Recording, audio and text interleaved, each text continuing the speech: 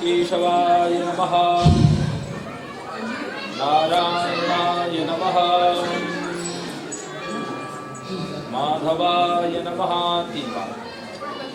हस्तो प्रक्षाल्य ऋषिकेशाय नमः यासनशुद्धिः पृथिवीव्यापकाले देवास्पतिनः तिलकं ते रक्षन्तु इष्टकामान् सिद्धये हरिः ओम् आत्तवशवोरुद्रा वस्मे देवास्पतिनः तिलकं ते रक्षन्तु इष्टकामान्। आज की जय हो। रसरास ठाकुर श्री बांके बिहारी लाल जी की जय हो। रास रासेश्वरी श्री राधिका रानी की जय। सियावर रामचंद्र भगवान की जय हो। श्री वृंदावन धाम की जय हो। श्रीमद् भागवत महापुराण की जय हो। श्री वृंदावन धाम की जय हो।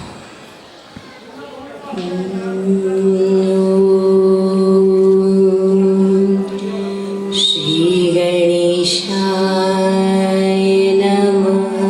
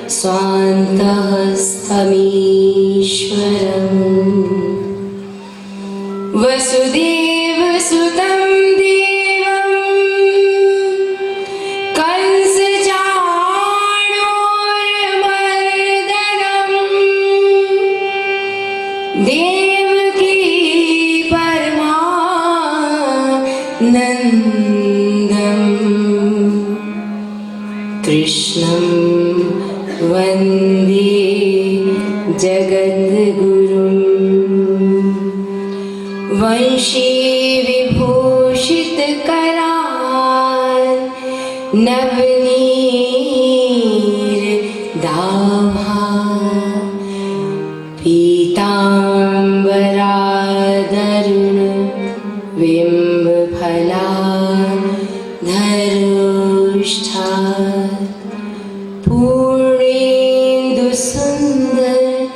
मुखादर विन्दनेत्रा कृष्णात् परं किमपि तत्त्वमहं न जाने। मूकं करोति वाचालं पङ्गुं लङ्घयते गिरिं यत्कृपातमहं वन्दे परमानन्द माधवम्। त्वं देवी जगतां माता विष्णु माया सनातनी। त्वं देवी जगतां माता विष्णु माया सनातनी। कृष्ण प्राणाधिदेवी च कृष्ण प्राणाधिका शुभा। कृष्ण प्रेममयी शक्ति कृष्ण सौभाग्यरूपिणी। कृष्ण भक्तिप्रदे राधे नमस्ते मंगलप्रदे नमस्ते मंगलप्रदे नमस्ते मंगलप्रदे। यं प्रभजन्तमनुपेतमपेतकृत्यं द्वैपायनो विरहकातराजुहाव पुत्रेति तन्मयतया तर्वोऽभिनेदु इस्तं सर्वभूतहृदयं मुनिमानतोऽस्मि।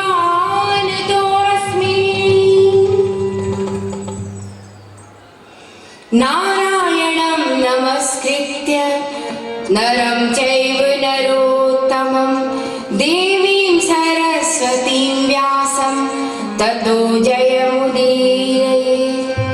अखण्डमण्डलाकारं व्याप्तं येन चराचरं तत्पदं दर्शितं येन तस्मै श्रीगुरुवे नमः। यत्पदाम्भोरुध्यान विध्वस्ताशेषकल्मषः वस्तुतामुपयातोऽहं देवरहां नमामि तं देवरहां नमामि तं देवरहां नमामि तं।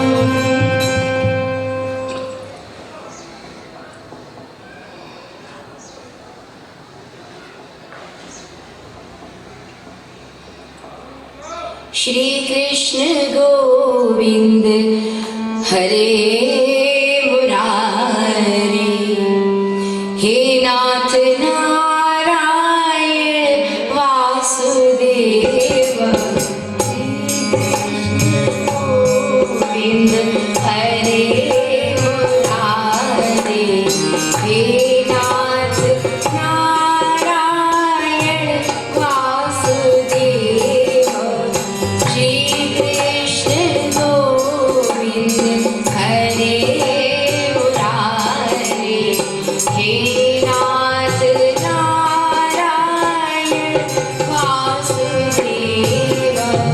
हे नाथ नारायण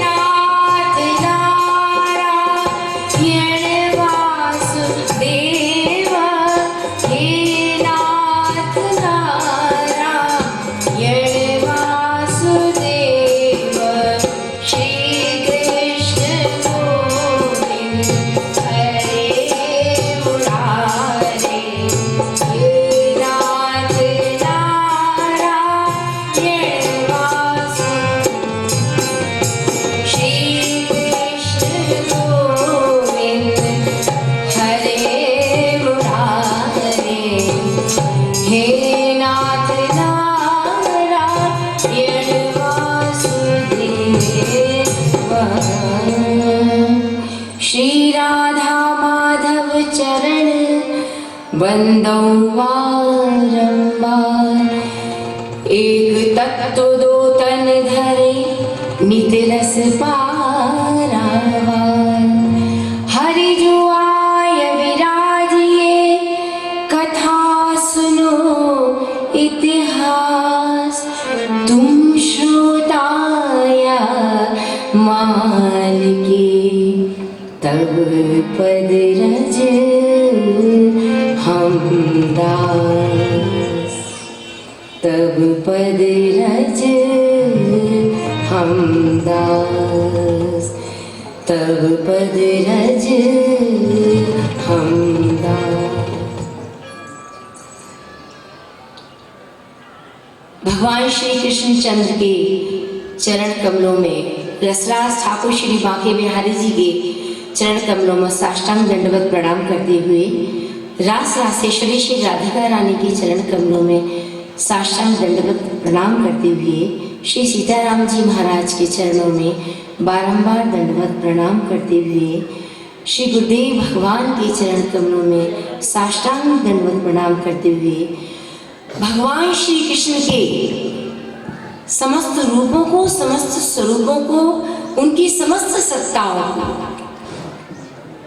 प्रत्येक श्वास के द्वारा, प्रत्येक हृदय की धड़कन के द्वारा साष्टांग दंडवत प्रणाम करते हुए नर्मदा माँ के चरणों में अपना जीवन समर्पित करते हुए माता पिता उमा महेश्वराभ्याम महाराज के चरण कमलों में प्रणाम करते हुए श्री सुखदेव जी महाराज, श्री कृष्ण द्वैपायन, श्री वेदव्यास जी महाराज के चरणों में संपूर्ण समर्पण करते हुए श्रीमद् भागवत महापुराण श्री कृष्ण को बारंबार जीवन देते हुए बाबा की जय जयकार करते हुए समस्त भक्तों को, उपस्थित समस्त श्रद्धावानों को, भगवान के प्यारे भक्तों को प्रणाम करते हुए आज अद्भुत बात ये बताई जा रही है कि आज कार्तिक शुक्ल पक्ष है और पूर्णिमा का दिन है। सब संयोग ईश्वर की कृपा से ही बनते हैं। जैसे कि आज ये अद्भुत संयोग बना है कि भगवान श्री कृष्ण की कथा है और भगवान के महारास की कथा है और वो कथा पूर्णिमा के दिन हुई और आज पूर्णिमा है, कार्तिक मास है जो कि दामोदर मास कहलाया जाता है, जो कृष्ण का ही मास है। कितनी सुंदर बात है कि आज उन्होंने अपने चरणों में हम सबको यहाँ बिठा के अपनी कृपा से सींचने के लिए संकल्प लिया है। और मेरी आज भगवान से विशेष प्रार्थना है कि हे रसराज ठाकुर श्री कृष्ण, आप आनंद के रूप में, भक्ति के रूप में, ज्ञान के रूप में प्रकट हो समस्त सहचरियों के साथ, अपनी आह्लादनी शक्ति श्री राधा रानी के साथ, अपने समस्त पार्षदों के साथ, हे गुरुदेव आप प्रकट हो, आपकी जय हो। निरंतर कथा प्रवाह में चलते हुए हमने कल देखा कि कल श्री सुखदेव जी महाराज ने परीक्षित को ये बताया कि कामधेनु ने अपने दूध से, देवमाताओं की प्रेरणा से देवराज इंद्र ने ऐरावत की सूंड के द्वारा लाए हुए आकाश गंगा के जल से देवर्षियों के साथ यदुनाथ श्री कृष्ण का अभिषेक किया और गोविंद नाम से भगवान को संबोधित किया। गोविंद नाम सबसे पहले भगवान श्री कृष्ण को देवराज इंद्र ने दिया क्योंकि उन्होंने गौओं की रक्षा की, गौओं के पालन करने वाले ग्वाल वालों की रक्षा की, गोपालों की रक्षा की। अखिल ब्रह्मांड नायक जी पृथ्वी पर जब अवतरित होता है तो गोपाल बनकर, गौ सेवक बनकर, गौ रक्षक बनकर, गौ पालक बनकर, कितनी सुंदर बात है। ये हमें प्रेरणा देता है कि हम भी अपना जीवन कैसे जिए। जैसे भक्त भगवान का स्मरण करता है, ऐसे भक्त भगवान का स्मरण करते हैं। जैसे गऊ पालक गऊ का स्मरण करते हैं, ऐसे गाय भी अपने पालकों का स्मरण करती है और उनका दुख क्लेश हल लेती है। तो अगर हम भगवान को अपना बनाना चाहते हैं तो सर्वप्रथम पहले कदम से गाय को अपना बनाएं, तब भगवान हमारे हो ही जाएंगे।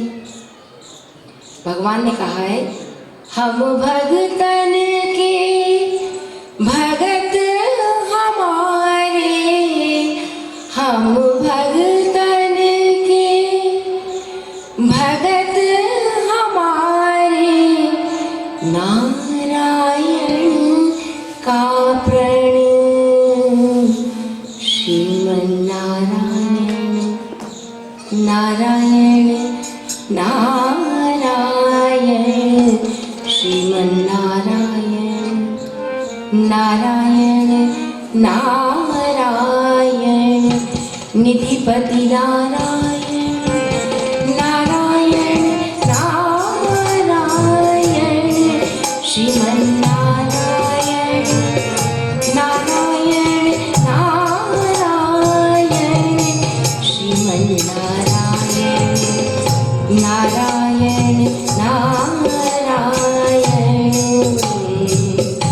नारायण बिन नर अज्ञानी, नारायण बिन नर अज्ञानी, नारायण नर के वरदानी, नारायण नर के वरदानी, बीच मनोरथ रथ पर बैठे, बीच मनोरथ रथ पर बैठे, नित्य जनार्दन जय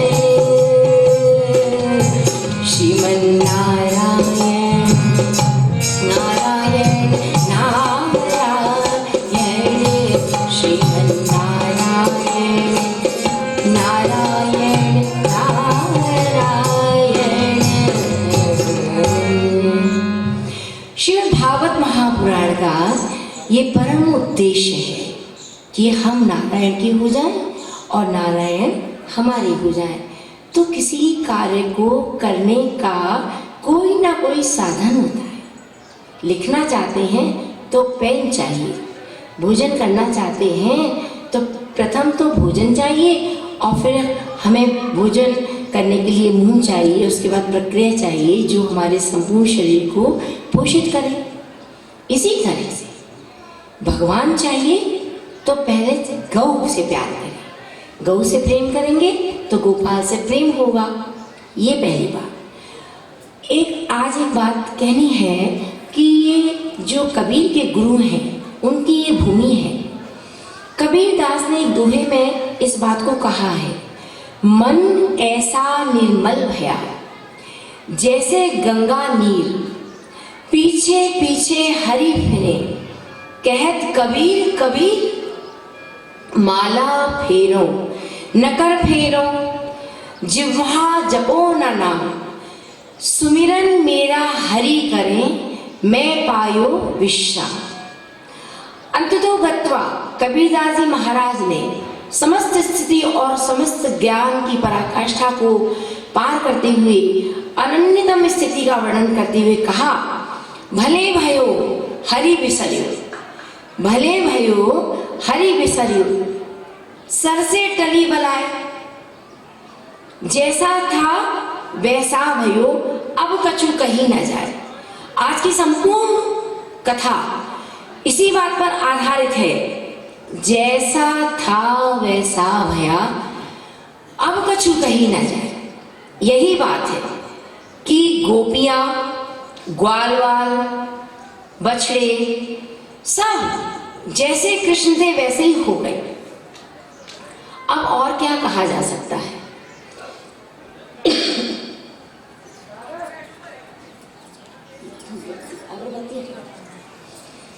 तो हम भी अपने जीवन में इस मिट्टी को तैयार करें। मिट्टी कैसे तैयार होगी? मिट्टी तैयार होगी कि हम अपने जीवन में तप करें, दान करें, ज्ञान उपार्जन का कार्य करें, और जल कैसा दें? भक्ति रूपी उस मिट्टी में जल दें। बीज कैसा बोएं? प्रेम का बीज बोएं। वायु कैसी हो? वैराग्य की, जो सारी मनोकामनाओं को, सारी इंद्रियों को, सारी ज्ञानेंद्रियों के मूल विषय को उड़ा के ले जाए, ऐसी वैराग्य रूपी आंधी है। और उसमें फल कैसा निकलेगा? आनंद का। कब फल आनंद का निकलता है? जब हम ये सारी मिट्टी तैयार करते हैं और प्रेम रूपी बीज बोते हैं। भगवान श्री कृष्ण ने श्रीमद् भागवत महापुराण में कहा है, साधो हृदयम मह्यम साधुनाम हृदयम त्वहम मदन्यत तेन जानन्ति न हतेभ्यो मनानपि। क्या कहा है भगवान ने? मैं साधुओं के हृदय में निवास करता हूँ, साधु मेरे हृदय में निवास करते हैं। मैं साधुओं के अतिरिक्त कुछ नहीं जानता और साधु मेरे अतिरिक्त कुछ नहीं जानते। इसलिए साधु कैसा होता है? फकीर। करना फकीरी फिर क्या दिल लगी, सदा मगन में रहना जी। करना फकीरी फिर क्या दिल लगी, सदा मगन में रहना जी। वो फकीर, वो साधु सदा मगन रहता है, क्योंकि उसको कुछ नहीं चाहिए। और जिनको कुछ नहीं चाहिए वो तो शहंशाह ही है। तो बाबा ऐसे शहंशाहों की बात करते थे, क्योंकि बाबा स्वयं ऐसे शहंशाह हैं। उनको कुछ नहीं चाहिए। संपूर्ण प्रकृति के जो अधिपति हैं, जो पृथ्वी लोक के अधिपति हैं, राजा महाराजा, बड़े बड़े पदाधिकारी, उच्च पदाधिकारी, चाहे वो पुलिस डिपार्टमेंट के हो, चाहे वो IAS IPS हो, मंत्री हो, कोई क्यों ना हो, सब बाबा के चरणों में बाबा से प्रेम चाहते थे। और सदा सदा से, ना जाने दोहरा नहीं सकती प्रकृति, सदा सदा से बाबा के लाखों लाखों लोगों ने दर्शन किए और उनको चाहा, उनको पाने की प्रयास किया। उनसे एक बार बाबा ने पूछा, बाबा से पूछा, पुलिस के अधिकारियों ने पूछा, बाबा आप अपने विषय में थोड़ा परिचय दीजिए। तो बाबा ने कहा, बच्चा यदि अपना परिचय दे दिया तो बच्चा सारी दुनिया की पुलिस लगाए दो तो भी भीड़ नहीं रुकेगी। तो कोई कल्पना कर सकता है कि कैसे हैं बाबा और कैसे है बाबा की शक्ति। ऐसे बाबा को हम बारंबार प्रणाम करते हुए आज महाराष्ट्र में प्रवेश करेंगे। सबसे पहले तो महाराष्ट्र में प्रवेश करने के लिए हम ये जाने कि हम सभी भगवान की आत्माएं हैं। हम में से कोई भी पुरुष नहीं है, हम सब स्त्रियां हैं। कोई भी पुरुष नहीं है, ये तय करें आज। हम सब भगवान की प्यारी आत्माएं हैं और भगवान विराट परम पुरुष है, जिनको वेद विराट पुरुष कहते हैं, परम पुरुष कहते हैं वो, और हम उनकी कौन है? आत्माएं। तो आज हम ये जान लें कि हम उनकी आत्माएं हैं। श्री वृंदावन धाम में एक बार मीरा जी जीव गोस्वामी जी से मिलने गई और उन्होंने अंदर कहलवाया कि आप जाके बता दीजिए कि मीरा आई है मिलने के लिए। कुछ गए भक्त लोग, उन्होंने कहा, महाराज मीरा एक भगवान की भक्त है ना, वो दर्शनों को आई है। तो अंदर जी गोस्वामी जी ने कहलवाया, जाओ उनसे कहो मैं किसी महिला से नहीं मिलता हूँ। अच्छा, यही आदेश लेके दौड़े दौड़े उनके अनुचर गए और उन्होंने द्वार पे खड़ी हुई मीरा जी से कहा कि भाई आपको प्रणाम करते हैं और महाराज जी किसी महिला से नहीं मिलते हैं। मीरा जी मुस्कुरा गई। मीरा जी बोली, धन्य हो प्रभु, आज पता चला कि श्री वृंदावन धाम में दो दो पुरुष निवास करते हैं। अनुचरों को तो कुछ समझ में नहीं आया। उन्होंने कहा कि मीरा जी कह रही है, जाके कह दीजिए। मीरा जी एक तो प्रणाम कहला रही है आपके चरणों में, और ये भी कहला रही है कि धन्य हैं आप कि दो दो पुरुष निवास करते हैं। कृपया कोई सोए ना, ये बहुत सुंदर समय है। तो आके पता चला, उन जीव गोस्वामी जी से कहा कि महाराज आपको प्रणाम, और मीरा जी ने कहा है कि दो दो पुरुष वृंदावन में निवास करते हैं, बस इतना कहलवाया है और बस प्रणाम कहलाया। जीव गोस्वामी तो बहुत पहुंचे हुए संत थे, उन्होंने मीरा जी का भाव समझ लिया। जो जिस स्तर पर होता है वो बात समझ ही लेता है। तभी मैंने आपको प्रारंभ में कहा कि मिट्टी तैयार कीजिए। जब हम अपनी मिट्टी तैयार करेंगे, अपने भाव विचार कल्पनाएं तैयार करेंगे, अपने को तैयार करेंगे, अपनी विचारधाराएं तैयार करेंगे, अपनी कल्पनाएं तैयार करेंगे, अपनी भूमि तैयार करेंगे, तो हम जानेंगे हम कहाँ खड़े हैं, और हम जानेंगे हम पे कितनी कृपा हो रही है, और उसका हम अनुभव करेंगे। क्योंकि अनुभव वही कर सकता है जो इस बात को बारंबार भगवान को धन्यवाद ज्ञापित करता है। हे प्रभु आपने बड़ी कृपा की, हे प्रभु आपने बड़ी कृपा की। ये तरीका है भगवान से कृपा प्राप्ति का। जरा कृपा हो तुरंत धन्यवाद ज्ञापन करो, बारंबार कहो भगवान की बड़ी कृपा है, भगवान की बड़ी कृपा है। भगवान सोचेंगे कि इतनी छोटी कृपा में भी बारंबार कहता है बड़ी कृपा है, तो चलो इसमें बड़ी कृपा करते हैं। और बड़ी बड़ी कृपाएं हो रही हैं और कह रहे हैं अरे हाँ ठीक है, ऐसा हो गया वैसा हो गया। ऐसे नहीं, भगवान से बारंबार हम कहें भगवान आपकी बड़ी कृपा है, हम तो ऐसे योग्य नहीं है। ऐसे जीव गोस्वामी जी को जब पता चला तो उन्होंने कहा कि अच्छा, और फिर दौड़े दौड़े आए और मीरा जी को दंडवत प्रणाम करने लगे। मीरा जी तो रो पड़ी और जीव गोस्वामी जी भी रो पड़ी। आखिरकार एक परमात्मा के दोनों बच्चे हैं, दोनों रो पड़ी। और उन्होंने कहा मीरा आज आपने मुझे बता दिया, आज आपने मेरा रास में प्रवेश करा दिया। मैंने आज जाना क्यों नहीं मेरा रास में प्रवेश है, क्यों नहीं मैं वंशी ध्वनि सुन पाता हूँ, क्यों मैं अभी भी अलग थलग हूँ कान्हा के प्रेम से। इसीलिए कि आज भी मैं अपने को पुरुष जानता हूँ। आज आपने मुझे बताया कि सभी स्त्रियां हैं और पुरुष कोई नहीं है। पुरुष तो केवल एकमात्र एक श्री कृष्ण कन्हैया है, बाकी सब स्त्रियां हैं। तो ये श्री कृष्ण है।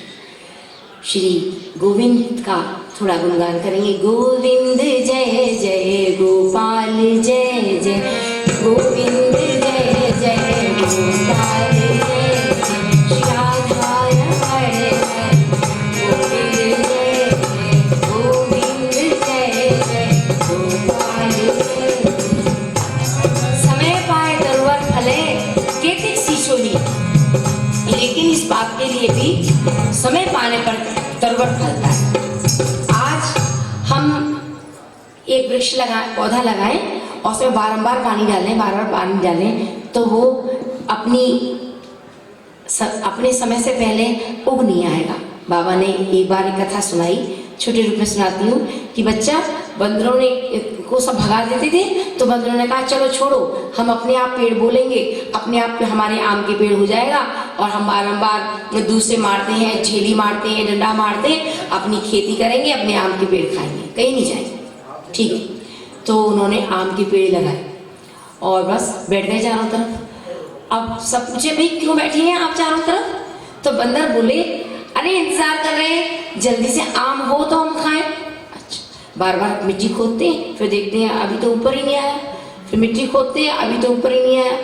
तो ऐसे अगर हम उद्विग्नता रखेंगे जीवन में, भक्ति की राह बड़ी धैर्य की है, बड़ी श्रद्धा की है, उद्विग्नता की नहीं है। आज किया और अभी मिला, ऐसा नहीं है।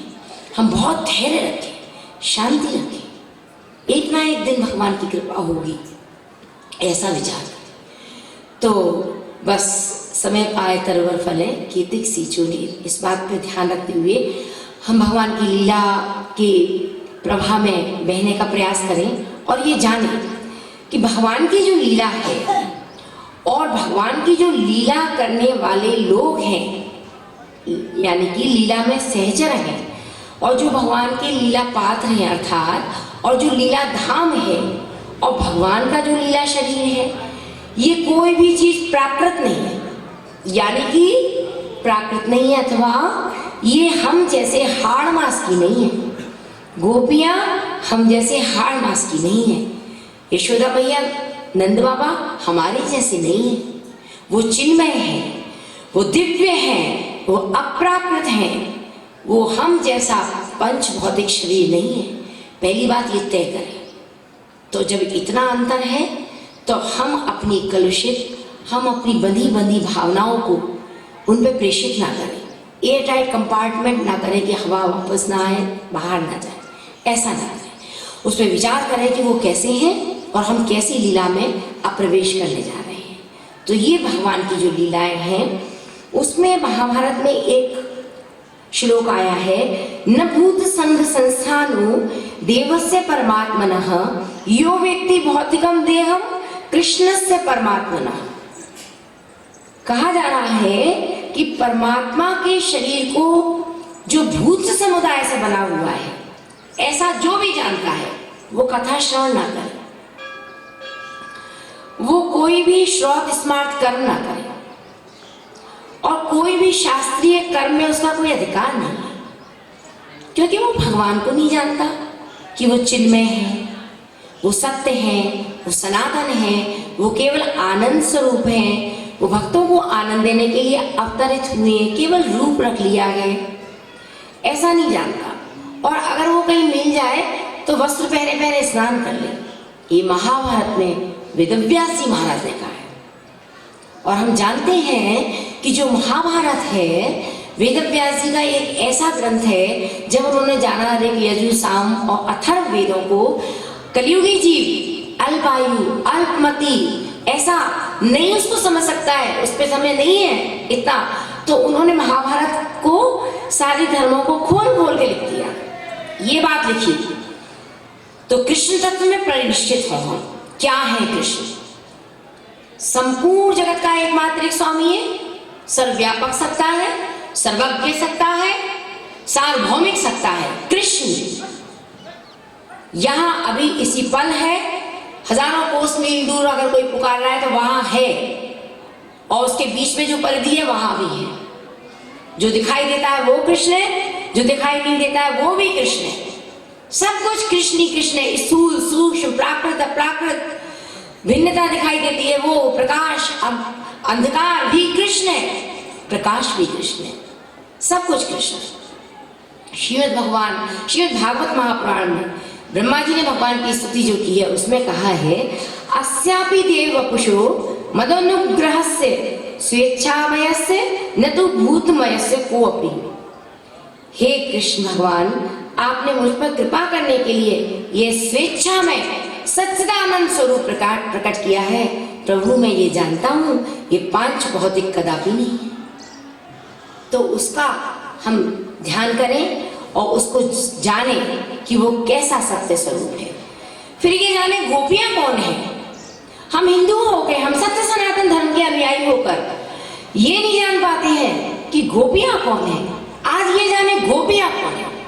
गोपियां परम धाम में जो नित्य निवास करने वाली नित्य सिद्धा है, वो गोपियां हैं। नित्य सिद्धा कौन है? नित्य सिद्धा वो गोपियां हैं जो नित्य निरंतर भगवान की लीला होती है उसमें लगातार रास करती है, वो गोपियां हैं। चिन्मय, दिव्य, कृष्णमय, एक तो वो गोपियां हैं। दूसरी गोपियां कौन है उनको जाने। यूथ के यूथ है गोपियों के, एक गोपी दो गोपी नहीं है, एक अवस्था की गोपियां नहीं है। कोई इतनी बुजुर्ग गोपियां हैं चल नहीं पाती हैं फिर भी रास में पहुंची है। कोई ऐसी गोपियां हैं कि चल तो पाती हैं लेकिन हाँफ जाती हैं थोड़ी थोड़ी दूर बाद, वो भी रास में पहुंची है। कोई इतनी गोपियां हैं कि अभी अच्छी से स्फूर्ति से चल पाती हैं, उनके संग सब अंग प्रत्यंग अच्छे काम करते हैं। कोई ऐसी गोपियां हैं। कोई इतनी नन्ही गोपियां हैं कि अभी तो बस जल भरना भी नहीं जानती हैं, वो भी गोपियां हैं। ब्रज मंडल में विराजमान समस्त नारियां गोपी हैं।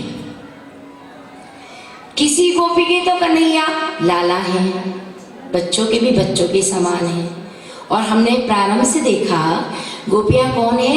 जो मैया यशोदा को जाके कहती है, मैया यशोदा तेरे लाला ने माखन खाया है, मैया देख तेरे लाला ने मटकी फोड़ दी है, मैया देख तेरे लाला ने माटी खा ली है। ये गोपियां हैं जो नन्हे गोपाल को आकर गोद में लेके उसके सिर पे हाथ रख के कहती हैं, चिरजीवो, हजारों साल की लल्ला तुम्हारी उम्र हो। और वो लल्ला तीनों लोगों का नायक, तीनों लोगों का अधिपति, जो जन्म जन्मांतर की पल में जान के गोपियों को कटाक्षपूर्ण नेत्रों से देखता है और जन्म लेते ही चित्त हर लेता है, और गोपियां अपना हृदय में ही छोड़ आती हैं, बिना हृदय के चली आती। वो गोपियां हैं, यानी कि यशोदा मैया की सखियां हैं, सखियों की माताएं हैं, माताओं की माताएं हैं, वो सब गोपियां हैं। लेकिन वो गोपियां बनी कौन है? वो गोपियां वो बनी हैं जब भगवान श्री कृष्ण ने क्षीर सागर में ब्रह्मा जी को समाधिस्थ अवस्था में कहा, जाओ ब्रह्मा जी, देर मत करो भक्तों के उपकार करने में, अब पृथ्वी बहुत पीड़ित है, अब मुझे उसकी पीड़ा देखी नहीं जाती, हो जाओ पीड़ित, मत कहो भगवान दुख दूर करो। वेद व्यास ही कह रहे हैं, बारंबार प्रार्थना नहीं करें हम, भगवान दुख दूर करो, भगवान दुख दूर करो। क्यों कहें? हम तो कहें भगवान जो भी दुख है, जो भी सुख है, कोई बात नहीं, इसका क्या फर्क पड़ता है, आप आ जाओ, हमें और कुछ नहीं चाहिए। दुख हो सुख हो क्या करना है, लाभ हो विजय हो हानि हो क्या करना है। हे कृष्ण, हम आपका आह्वान करते हैं। श्रीमद् भागवत महापुराण केवल आह्वान पुराण है। ये जितनी लीलाएं हैं ये हमारे मनोमल को धो देने के लिए हैं। जब पात्र साफ होगा तो उसमें हम जो भी चीज रखेंगे वो चिरस्थायी होगी। एक संत थे, अपने बच्चे को बारंबार मना कर देते थे, कहते थे जाओ अभी और तप करो, जाओ अभी और तप करो। बच्चा सोचता बाबा बार बार भेज देते हैं, कितना तो तप करता हूँ, बाबा मानती नहीं है, अब तो मैंने फल फूल खाना भी छोड़ दिया, अब तो पत्ते ही खाता हूँ, अभी भी नहीं मानते हैं। फिर आता है बाबा अब तो दीक्षा दो, बाबा कहते हैं जाओ बच्चा अभी तप करो। फिर आ जाता है, क्योंकि गुरु आज्ञा तो ईश्वर की आज्ञा से भी महान है। एक दिन उसको गुस्सा आ गया, उसने कहा बाबा आप दीक्षा दीजिए। बाबा ने कहा अच्छा, मैं जो पात्र देता हूँ जाओ उसमें भिक्षा मांग के लाओ। बाबा ने उस बालक को एक पात्र थमा दिया भिक्षा का। भिक्षा पात्र लेके वो चल पड़ा। उन्होंने कहा जल्दी से भिक्षा लेके आनी है, बाबा को देनी है, फिर दीक्षा मिलेगी। भिक्षा लेके वो गया, पात्र लेके वो गया भिक्षा लेने के लिए। अंदर आवाज लगाई उसने किसी माता जी के घर में, भिक्षाम देहि, कोई नहीं है। फिर उसने आवाज लगाई भिक्षाम देहि, फिर एक माता जी निकल गई। माता जी ने देखा पात्र तो अच्छा नहीं, हाँ गंदा पात्र पड़ा। वो अपनी भिक्षा अपना सामान लेके अंदर चली गई। फिर वो लौट आया, उन्होंने कहा महाराज आपने भिक्षा लेने के लिए भेजा, कोई भिक्षा देता नहीं है, 2-3 परिवारों में मैंने गया कोई भिक्षा नहीं देता। महाराज ने कहा अच्छा मैं दूसरा पात्र देता हूँ, तुम भिक्षा लेके आओ। दूसरा पात्र लेके गया। जैसे उसने कहा भिक्षाम देहि, माँ आई और उसके पास उसने उस दिन कढ़ी बनाई थी बहुत प्यार से, और सब्जी बनाई थी घिया की बहुत प्यार से, रोटी भी बनाई थी, सब दे दिया उसने। उसका पात्र भर गया। उसे बड़ा आश्चर्य हुआ। आश्चर्य को लेके साथ में और पात्र लेके साथ में भारत जी के पास आ गया। बोले बाबा समझ में नहीं आती आपकी लीला, पहले पात्र दिया था ना उसमें तो कोई माता देती नहीं थी, 3-4 परिवार की मांग हुई, अब तो एक ही मात्रा ने सारा पात्र भर दिया। बाबा ने कहा भोजन की सामग्री एक जगह रखो, रखी गई। अब दोनों पात्र आमने सामने रखो, रखे गए। तो एक पात्र जो पहले दिया गया था उसमें बहुत कूड़ा कचरा भरा पड़ा था, और एक पात्र जो दिया गया था बड़ा साफ सुथरा। तो बाबा ने कहा बच्चा दीक्षा उसी को दी जाती है जिसकी आत्मा निर्मल हो, जिसका मन निर्मल हो, जिसका पात्र साफ हो। तुम्हारा पात्र ही साफ नहीं है, क्या तुम्हें मंत्र दूं? तो उसने कहा महाराज पात्र क्यों नहीं साफ? इसलिए साफ नहीं है, तुम बारंबार सोचते हो मैंने इतना तप कर लिया, मैंने इतना जप कर लिया, मैंने इतना तीर्थाटन कर लिया, मैंने इतने संत दर्शन कर लिए।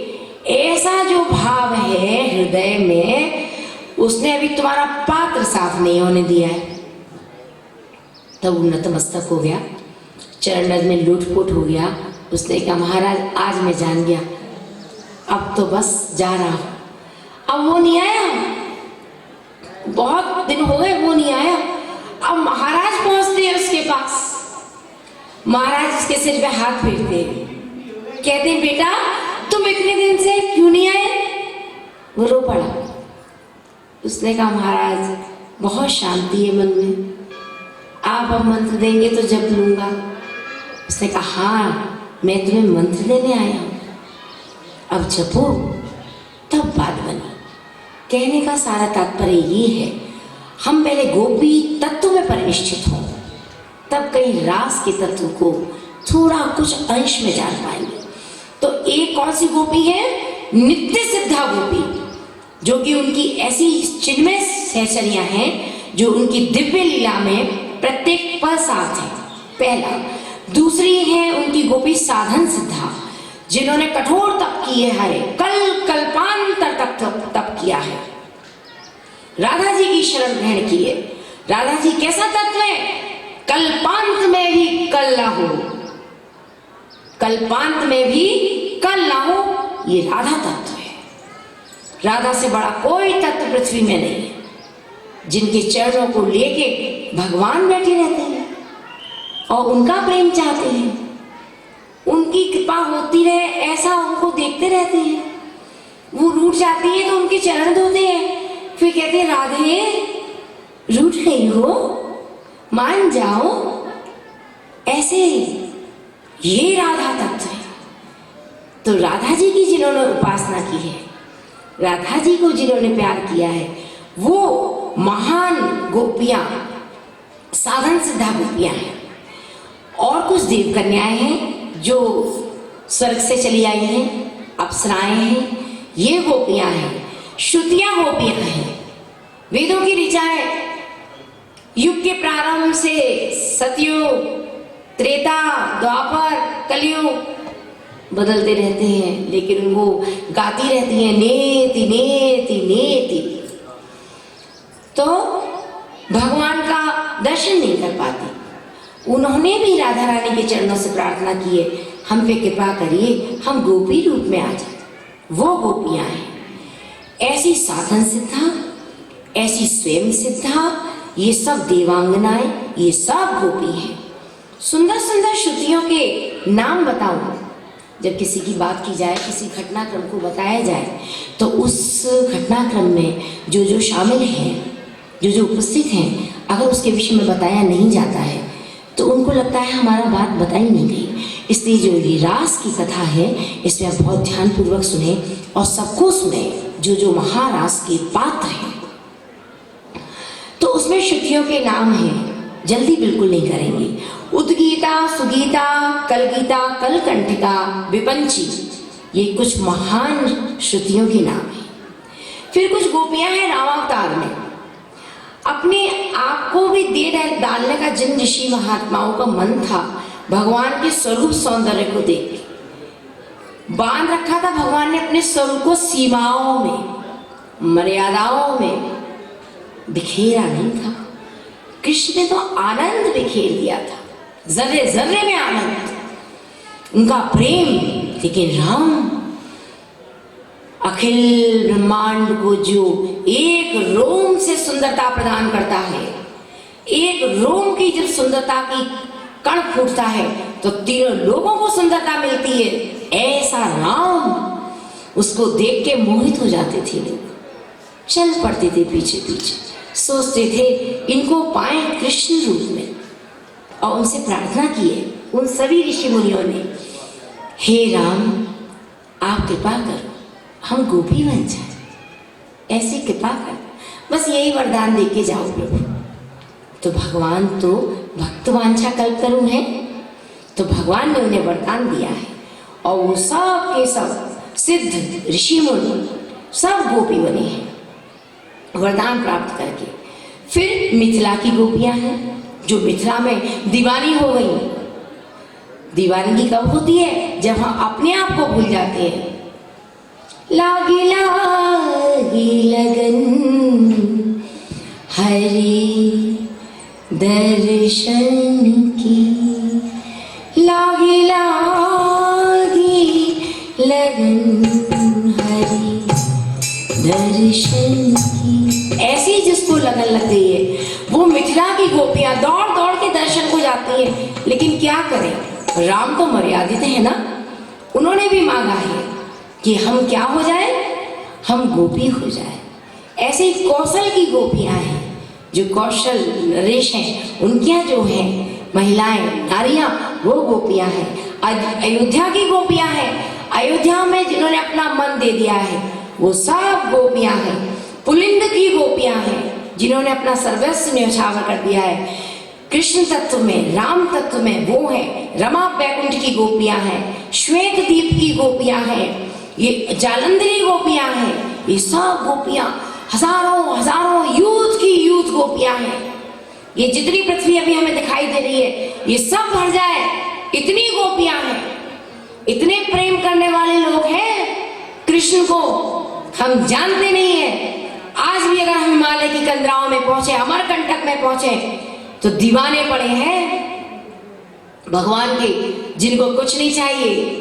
हाड़ मांस है गयो शरीरा, जिनका शरीर हाड़ और मांस का हो गया है, जिन्होंने जल पीना छोड़ दिया है, जिन्होंने सोना छोड़ दिया है, जिन्होंने ये जानना छोड़ दिया है कि मेरा नाम क्या था, मैं कौन हूं, कहां से आया हूं, किस लिए आया हूं, नहीं जानते। केवल वो कृष्ण कृष्ण कृष्ण को जानते, इसके अतिरिक्त किसी को नहीं जानते। वो है गोपियां, जालंधरी गोपियां। ये यूथ है जो तपस्या करके आए हैं और कठिन तपस्या से बनी है। उग्रतपा नाम के एक ऋषि थे, ये है गोपियां। पद्म पुराण में गोपियों का पूरा विवरण है। पद्म पुराण में गोपियों का पूरा विवरण है, कौन कौन ऋषि, कौन कौन तपस्वी, कौन कौन कल्प में हुए, कौन कौन ने कैसे कैसे तपस्या की, ये सब गोपियां हैं।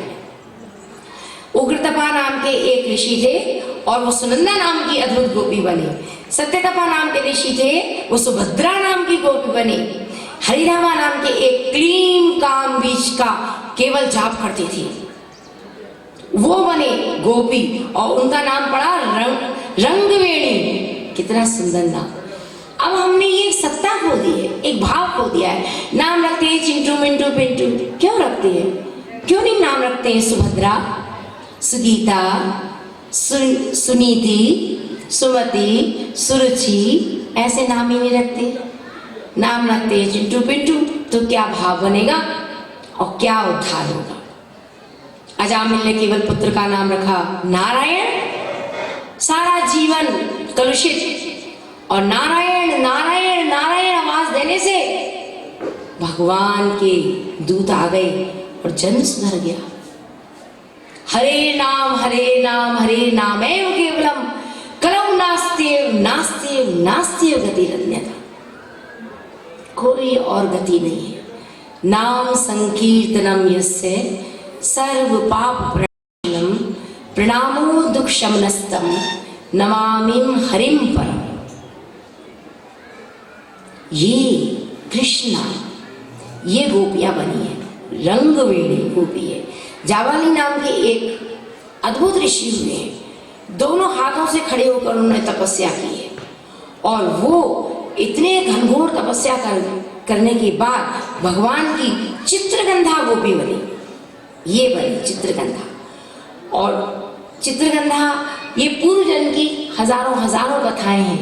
ये हम अपनी भूमि तैयार करें, लोग जो पूछें कुछ उन्हें जवाब दें। कौन है गोपी, हम बताएं ये है गोपी, तब आप जान पाएंगे कि गोपी कौन है।